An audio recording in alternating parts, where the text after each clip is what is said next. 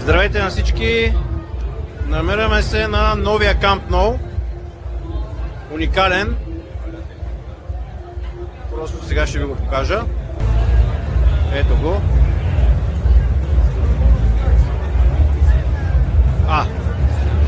Това не е ли някой...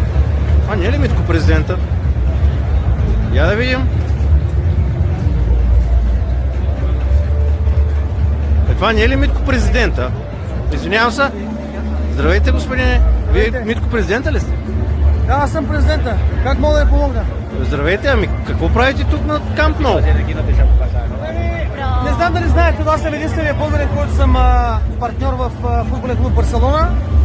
Още при започването на строението на новия стадион, аз съм единственият българин, който съм инвестирал над 3 милиона евро и просто идвам да наблюдавам. Имам горе във VIP Lounge, има 4 седалки, едно време си ги вземах. Сега седалки на Барселона не може да се купиш, трябва да си много богат. Има някои други хора, които имат желание, ама те идват с някакви 15-20 хиляди евро на седалка. Хора по 30-40-50 хиляди евро на седалка за в момента. И също така имам клиенти, в смисъл имам много бизнеси, хора, които пътуват. Съм ги довел да гледат матч на Камп Nou. Вие в България, вие такива стадиони няма да имат послед. И 200 години няма да имат стадиони, но така е. Сега ще давам интервю тук за каталунския канал. И така. Господин президент, така съм хванал тук на къс пас. Кажете нещо за българския футбол.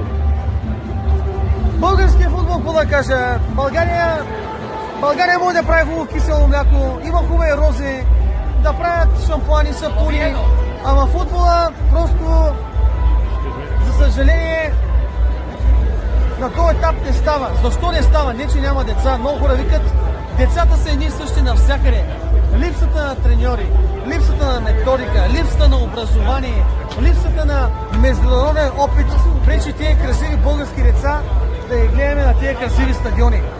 Няма никаква разлика. Ако има хубави треньори с качествени знания, те децата попиват. Дали децата са в Америка, дали са в България, дали са в Испания, в Франция, в Марокко, никакво значение няма. Детето то попива, но то, за да попие, трябва да има някой да му налее. Има ли управия в тази държава? Ами управия, не знам дали има. Сега нямате и президент.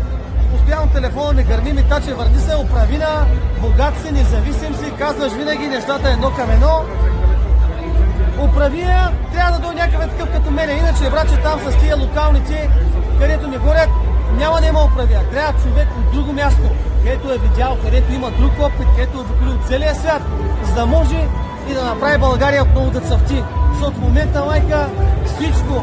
Ма то София, не знам ви откъде сте, обаче София, брат. Стара Загора, от село. Стара Загора, там хубав град, брат, че аз имах едно време една приятелка, Любка, с големи такива хубави цици. Тя и майка идваше с хубави цици, както и да е. Ама София, то мръсотия, то кофе, някой да ги свърли, братче. Просто дисциплината няма. Трябва машкар, трябва човек с големи топки, такъв като мене да дойде да оправи България. Иначе няма да стане, майка.